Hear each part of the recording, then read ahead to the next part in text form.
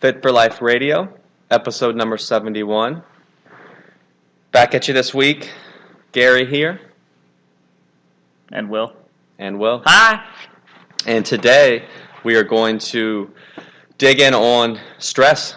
Good stress, bad stress. All stress. What is stress? Stress that's the best. A little bit about all the rest. Damn. Got to get it off my chest. Is that what we're doing today? Flowing. Off the cuff. I don't have that in me. Not anymore. So, one of the things we spend a lot of time explaining to people. A lot of time. A lot of time. A lot of time. And on social media, I have like my personal Facebook. This is like most of my posts is talking about how you can't, you don't have to, you shouldn't train. Hashtag beast mode. All the time. All the time. Now, you can, as you'll learn, if you wanted to do that and benefit from it, you almost have to have no other stress existing in your life. You mean like a pro athlete? Yeah, where it's like, yeah, you make millions of dollars. You're getting paid to train and to recover. Be stressed, train, and then you're also getting paid essentially to go chill out, play video games, relax. Eat the best food. Sleep 10 hours a night. So, yeah. Most of us, be it really beyond our younger age, maybe, and we could maybe get away with this when we were in our early 20s. And for sure, I think most people can, and that's where we. Once you start having grown-up stuff, adulting. Once adulting starts to happen, it's all downhill, you know. So things like, bills, a house, kids, car payment, health insurance, 7 dogs. Is that really a stress though? It's a good stress. Good stress. All right, so understand that our body kind of recognizes stress all the same, or allostatic.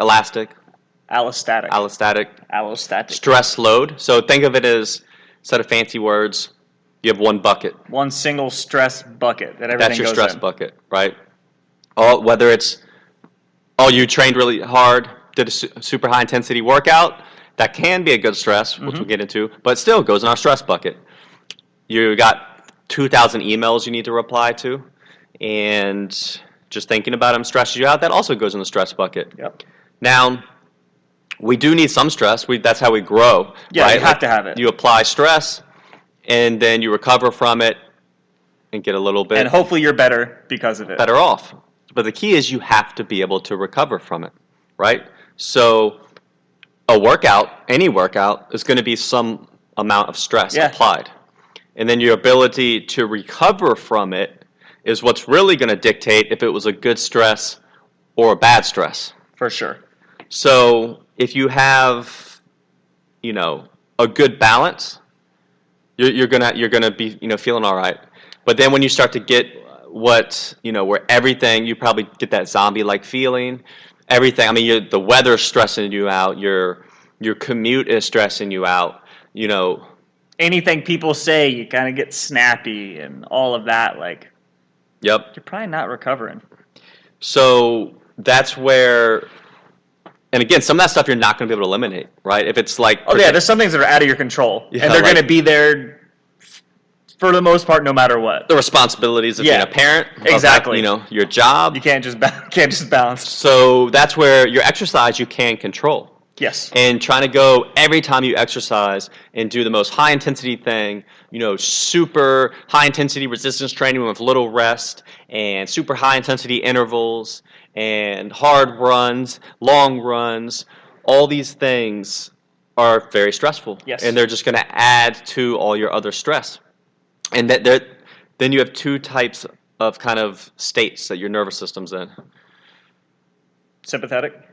And then? So sympathetic and parasympathetic. Sympathetic is like your heightened, we'll say aroused state for lack of a better word, where like your heart rate's up, you're alert, you're kind of ready for action, which is like what you want before you're about to work out or, do something physical, or even just like a strenuous mental task. Like if you're about to take a test, you might be a little bit more sympathetic. And then parasympathetic is going to be the complete opposite, which is our rest, relax, repair, which almost like a Zen-like state. Not that you have to, meditate or anything like that, but getting to that, lower level where your heart rate's down, your blood pressure's down, you're just more chill, your body's in a better state to repair itself from all of that stress, and you need a balance between both of those states. Yeah. Sympathetic and parasympathetic. And you have to understand, so if we've hopefully established that the main thing that distinguishes good from bad stress is how well the stress is, able to recover from. But so to recover, you need to enter that parasympathetic state. The problem is most people never even enter it. From the time they just live in sympathetic. From the time you wake to the time you're trying to fall asleep, all day you are literally in fight or flight, and we're not designed to do that. You have to find ways to enter this parasympathetic rest and digest state. I think it might be interesting to go over a couple of things that keep you in that state, just because some people might not be aware. Like, I don't feel stressed when I'm doing this. So that's where your exercise needs to, you can use it to help you do this, and why for most people, just going, hashtag beast mode all the time is not helping the cause, right? So you don't want every workout to be hashtag beast mode. So you want to have kind of a mix. So have some high intensity, a little bit of high intensity intervals if you want, or a little bit of high intensity resistance training. But you also want to do these things to help enter a parasympathetic state, which are typically going to be lower intensity, restorative type exercise, right? So like walking outside in the sunshine, yoga, gentle mobility, swimming, obviously easy, relaxing. Anything swimming. That really your heart rate doesn't get up very high, but you're still moving around. Casual bike ride, casual hike. So essentially for most people it's going to be just go for a walk. Yeah, that's right. And you have to understand that can feel like, I'm slacking. I'm not, but it's literally helping you recover from the high intensity stuff. It may be the only way you actually can benefit from those things. Because if you're not recovering, nothing good's happening. Yeah. You're just making yourself tired all the time and run down. And eventually you got to pay the bill on that if you're always wearing yourself down. And then maybe a way to think about it is that those restful activities make your ability to execute your high intensity activities, your ability will be better. You're going to be stronger, you're going to be able to go a little bit harder, but only if you're able to, go between the two areas, know, your intense and your restful activities. So, they kind of need each other. Yeah. So you have to tell yourself and allow yourself to believe that doing gentle, easy exercise is going to help lower your stress, improve your recovery, and in turn, improve your intense lifting and your intense exercise. Literally, it's going to help. You need it. You have to trust that, especially, and you need it more so if you have a super stressful life. Yeah. And tons of other stress. And I think I always harp on this when we talk about stress, but you can still be under a bunch of different stressors, even if you don't feel like this acute, high intensity stress at once. Because some people are like, I don't, feel stressed all the time or anything, but you have this low level of, emails need to be checked. The kids got to be picked up. I got to pay the bills. All that kind of stuff contributes. So don't write all of that off because it doesn't feel like, an imminent, danger to your life. You're still feeling that stress, whether you, feel like your life's in danger or not. That's all I'm saying. And you may be someone who just cannot, do the easier exercise. So it might have to be, well, then don't even exercise for that day. Go read a book, right? Take a bath.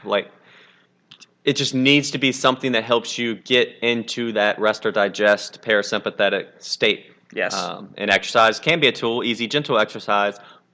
But if you just struggle, you have to do something to balance that load and get into that parasympathetic state. Yeah. And something I know we all kind of fall into, we all go for walks all the time. Whether it's you walking the dog, me walking the dog, but Diego does his walk tanning, but all of us have that as our not lifting activity. None of us run.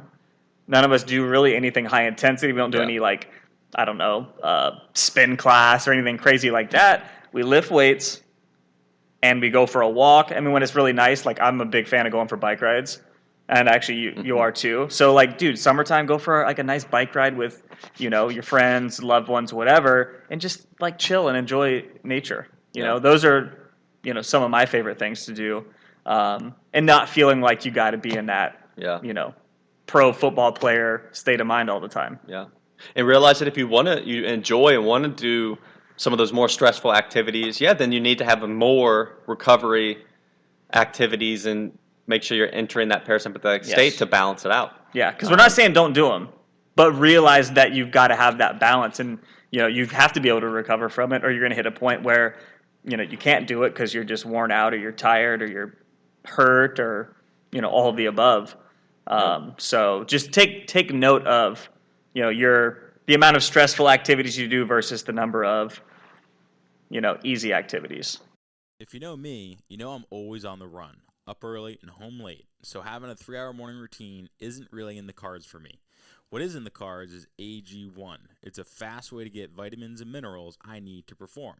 I first gave AG1 a try because I wanted a single solution that helps support my entire body by filling in nutrient gaps and simplifying my morning routine. Since drinking AG1 daily, I've always felt strong and energized and ready to attack the day.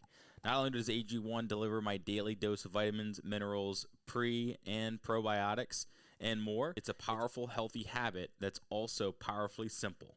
It's one scoop mixed in water once a day and every day. I know that AG1 is giving my body high-quality nutrition. Every batch of AG1 goes through a rigorous testing process, so you know that it's safe. And AG1 ingredients are sourced for absorption, potency, and nutrition density. AG1 is a supplement that I trust to provide the support my body needs daily, and that's why I'm excited to welcome them as a new partner. Here is your chance to start every day this season with a gift to yourself. Try AG1 and get a free 1-year supply of vitamin D3K2 and 5 free AG1 travel packs with your first purchase exclusively at drinkag1.com/provengrit. That's drinkag1.com/provengrit. Check it out. If you know me, you know I'm always on the run, up early and home late, so having a 3-hour morning routine isn't really in the cards for me. What is in the cards is AG1. It's a fast way to get vitamins and minerals I need to perform. I first gave AG1 a try because I wanted a single solution that helps support my entire body by filling in nutrient gaps and simplifying my morning routine. Since drinking AG1 daily, I've always felt strong and energized and ready to attack the day. Not only does AG1 deliver my daily dose of vitamins, minerals, pre- and probiotics, and more, it's a powerful, healthy habit that's also powerfully simple. It's one scoop mixed in water once a day and every day.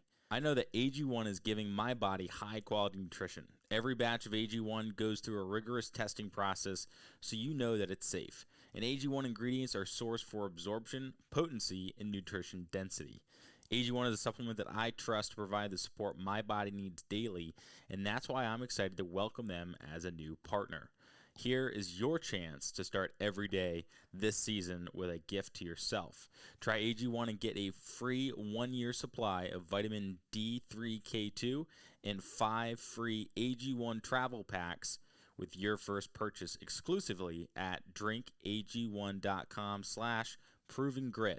That's drinkag1.com/provengrit. Check it out. Yep. And we've really touched on this a lot of times throughout other podcasts. We might have even done an episode on it before, but it's just something that always comes up. And the more time doing this, the more we just see it as a common roadblock, Yes. an obstacle. So it just has to keep being addressed, has to keep being drilled in. We're gonna Otherwise, keep drilling until people are going to always lean towards the stressed approach. more, because that's more. what's, if anything, is what's kind of promoted and people think they need to be doing. It is, though. Like if you have any free time, well, I need to fill it. I need to have everything needs to be scheduled. We need more activities. We need more this. But think We about need it. more noise. Even now, something that's probably like a vacation becomes stressful. Mm-hmm. Because it's like, well, we need to fill this vacation with an itinerary of every single minute what we're going to be And doing. we have to go to all these places and do all these activities that I saw on Instagram. And Yep. Pack a perfect list and do all this and do all that. And then people come back from vacation like, not recovered. Yeah, I'm more stressed than I was before. My favorite thing is when we go places, we have like one or two things that we want to do, and then from there, we just freestyle, which is actually not very characteristic of Whitney being like a list person and very type A. But dude, we just freewheel, and wherever we end up, and it makes for the best vacations of all time. So I highly recommend that to anybody that maybe has a vacation upcoming. Just like see where the wind takes you after you've done your one or two things that you want to do, and you'll actually have a really good time and be recovered. That's what it's all about. So hopefully, we're all stressors. Yeah. But when you get caught up in like your stress and wanting to, I feel stressed, I need to almost chase this stress feeling by doing more stressful workouts. And there's no point of doing anything easy or lower intensity. Just take away like from this episode. Yes, there is, and it actually helps me do more of those things if I want to, and actually benefit from them. Yeah. And the easy way is more walking, Yeah. right? Or just whatever you need to do to relax, and balance that out with your stressful workouts and stressful lifestyle stuff. Yeah, and make time for those. Like you have to make time for your relaxation, which is easy for somebody that like doesn't have kids to say, but like you still need to find something that gives you that breath, that break, because otherwise you're gonna overfill your bucket. Yep. And I know for me, so the way I do it. So I'll talk about how I do it, and then even at the gym, how we program. Yep. So me personally, I try not to have more than two. Well, I try not to. I don't have more than two kind of workout days in a row. And I really only like that at one point in the week. So, for example, right now I train 4 days a week. Resistance training, like pushing it. So that's, high intensity, stressful activity. Monday, Tuesday. So there's the back-to-back. Then Wednesday is off and just go for a walk. Thursday, train again. Friday, off. Saturday, train. Sunday off, right? So I'm getting most days, getting the off days. And off days, I go for a walk. So just, again, or do nothing, chill out. Just sit. Yeah. One of the days I go grocery shopping, which I enjoy. I actually don't mind that either. I do it after we record this. So, yeah. So it's, balancing that kind of stuff. And then even then, and I have the luxury to do this. Not everyone does, I understand. In my day, I kind of have a little break in the middle of the day, and I train. So I do some work stuff in the morning, go train late morning. Then I'll come, sit down, have lunch, eat lunch while doing nothing else, no work stuff, and then kind of just relax, like maybe read some Washington football team news. Doesn't that stress you out, man? Yeah. No, I'm used to it now. I just expect losing. But yeah, just relax, read. Take a nap. So right there, I know I went from, that sympathetic state of training. So I'm literally making sure I do a parasympathetic thing within that day to kind of, let's flip this switch. Let's put me into a relaxation state, and kind of help start that recovery process. Yeah. I like that. And again, I meant to say this earlier. So I mentioned eating, of course. Eating can be stressful too. This is a whole nother thing. Yeah, if you're the type of person who's always like, I have to eat perfect and every little thing's going to kill me, and you might think whatever, a carb is bad, and then if you're eating a carb and you're stressed while you're eating it, then eating literally becomes a sympathetic stressful when it should be activity. The complete opposite. So a lot of times you ever notice when you're worried and stressed about everything you're eating, how your stomach, you have digestive issues and all that, but then maybe you go have a meal with your family where you're not thinking and you just sit down and you have good conversation and you're relaxed and you're enjoying it and you have great digestion, right? Well, that's because that's what the state your body wants to be in, and it helps encourage, again, parasympathetic, rest and digest. Yep. You need that relaxed state. Yeah. So and something else people might notice too, like if you go on vacation, some people go on vacation and they have a great time. They're like, man, I ate everything, just didn't really care, had a good time, and they get back and no issues, digestively, but they're like, oh yeah, I lost like 2 pounds. Because you're just chilling, man. And I'm not saying like that's how you should live your life and eat whatever, but because their level of stress was so low, Yeah. like they were good, versus being stressed every meal because you're so worried about every single thing on your plate. That's also not a Killing good you, place yeah. to be in. Like, that's where I see people who they just stress over all their. They read all the stuff that makes you can Every find food's gonna kill you. Yeah, you can find anything. You can find someone that says carbs are bad, someone that says carbs are good. Fats are bad, fats are good. Vegetables are bad. Vegetables are good. Animal food is bad. Animal food. So at some point, if you're one of those people who dives into all that stuff, you think everything's bad for you, and you're just stressed every time you eat. You're doing more harm than like the actual food would be doing to you, anyways. Yeah. If there was something bad. So you gotta stop that. You have to. I mean, I'm the same with my lifting, or my week. So I'm only I do 3 days right now of lifting, and literally my other 4. So Monday, Wednesday, Friday I lift. My other 4 are just like walking the dog, and we do some long walks and stuff. So I'll probably get like 18 to 20,000 steps a day, which for me is like perfect. I don't need any more than that. It's not too hard to get. But that's it for me. I do the same thing. I eat lunch. Generally, I just chill out, take a nap if I can. And again, like we're pretty lucky to have the situation we do where we're able to do that. No, not everybody can.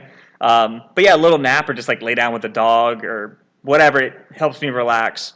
And then I'll usually go into work after that and, coach for the afternoon. So, I have my intensity in the morning with my workout, rest, relax at lunch. Generally, I mean, I'll say work is a little more sympathetic because I am on and active, but it's not too insane. But as far as our gym goes and how we program for it, we kind of do the same thing with making sure that, people aren't getting too sympathetic with their week. So Monday, Wednesday, Friday are like our high intensity lifting days. Thursday we program specifically as like a chill out day. It always has been, always will be, because if we gave people like 6 high intensity days, people are going to take 6 high intensity days. And for us, we like to, deliver what we think works the best, and that's what it is. And it might not be the most popular thing all the time, but we stand by everything that we do like that. We do yoga on Saturdays too. And then on top of that, like we encourage most people to come to the gym Monday, Wednesday, Friday. Like we set that in stone from the beginning. Like those are your important days. Then people will ramp up according to their recovery. Like, can you recover from a 4th day after, you've been coming for a little while? And people will slowly ramp up to what activity they can handle and they want to do. But also just, not making people feel bad for not showing up to, 6 days a week. We try to set the culture that the minimum viable dose is best for most people. Yeah, 3 days a week. Yeah. And then, like Will said, we literally have two days the opportunity for parasympathetic activities. So Thursday is like a low intensity active recovery day, and Saturday you can come to yoga. So normally if someone came, we also have like a high intensity conditioning day on Tuesday. Tuesdays, yeah. So if someone comes to that, we recommend if you want to come Saturday, you should come to yoga. Yes. Because balance. again, trying to train 6 days a week, well, you can't because our Thursday is kind of low intensity. Yeah. But even 4, more than 4 is pretty tough to recover from. It is. So that's where you should lean more towards a yoga if you're already getting another high intensity session in. Yep. And just, we kind of live it by encouraging people to, just go for a walk.